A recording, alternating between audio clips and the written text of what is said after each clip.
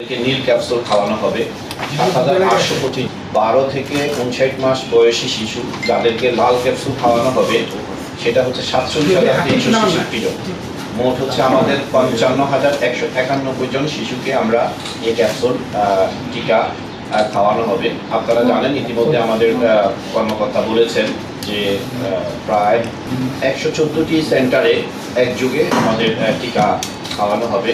এর বাইরেও যদি আমাদের যে ৫৫,১৯১ জনকে টিকা দেওয়ার পর খাওয়ানোর পর যদি আরও শিশু থেকে থাকে তাদের জন্য আমরা পর্যাপ্ত ব্যবস্থা রাখবো। লোডশেডিং কিংবা ঘরের বাইরের তীব্র গরমে ওয়ালটন রিচার্জেবল ফ্যান থাকলে থাকবে শুধু বাতাস আর বাতাস। আপনাদের মাধ্যমে আমরা যারা কুমিল্লার সর্বস্তরের মায়েরা এবং বাবারা আছেন তাদেরকে আহ্বান জানাবো যে ২৮ জুন তারা যেন তাদের শিশুদেরকে নিয়ে টিকা গ্রহণ করেন।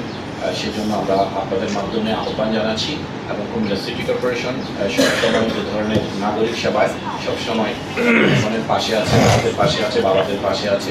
আমাদের যেন নিরাপদ শিশু, আজকের শিশু আগামী দিনের ভবিষ্যৎ, যার কারণে আমরা তাদের স্বাস্থ্য সেবায় আমরা সবসময় তাদের পাশে থাকবো।